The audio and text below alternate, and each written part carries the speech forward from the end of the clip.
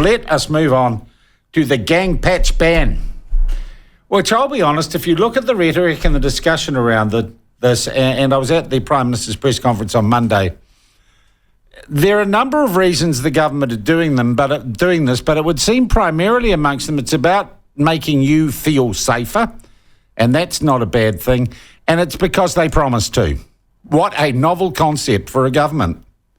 After an election, we got to do what we promised to, when we promised to do it.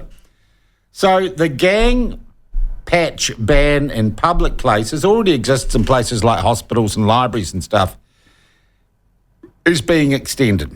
But some, and I guess politically motivated people, say the police don't like it and it will be unenforceable. So for just how it will work, I thought the best thing we could do would be talk to the minister responsible for police and a guy who has much to say on law and order in this country and did during the campaign, Mark Mitchell, the Minister of Police.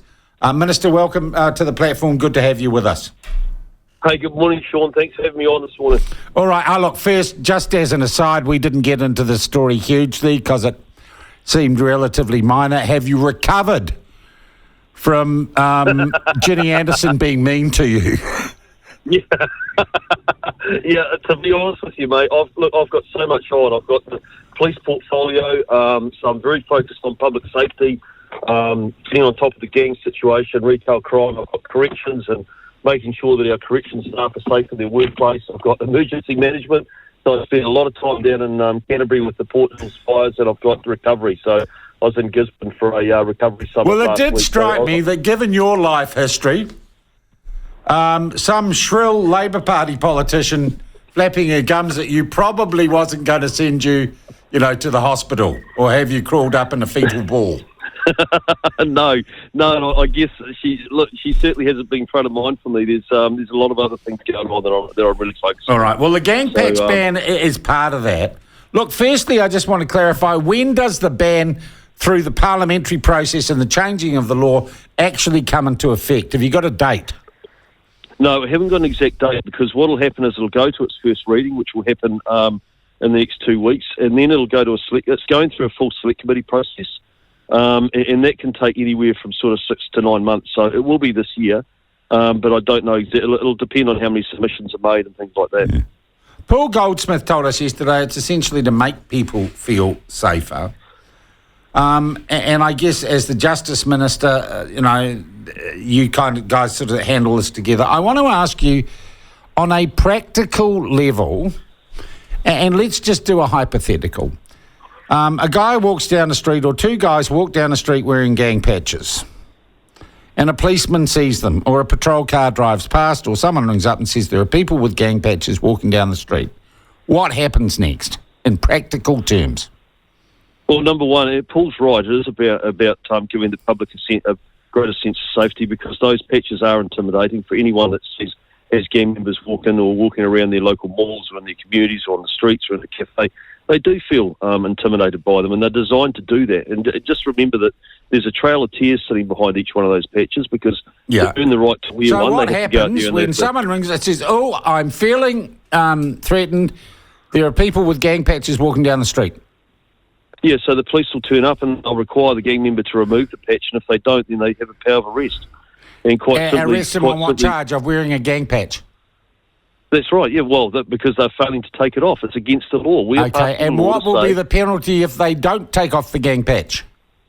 Well, there's a $5,000 fine or 6 months in prison are the penalties. So, and that's fully at the discretion of the police. As always, with every law that we have on our statute books, the police will use their discretion in terms of how they apply it and when they apply it.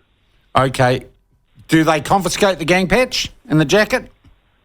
Absolutely they do. So those are forfeited and they don't give them back? No, they don't give them back, no. Okay. And police can on the street say, take that off and give it to me. I'm taking your jacket with the gang patch on. Absolutely. Okay. Now, is the Act going to specify that this applies just to clothing? No, it's gang insignia as well. So, which has to be displayed, I guess, on some type of clothing. Okay. Well, Ben. So it applies. Yeah. It applies to gang insignia and gang patches.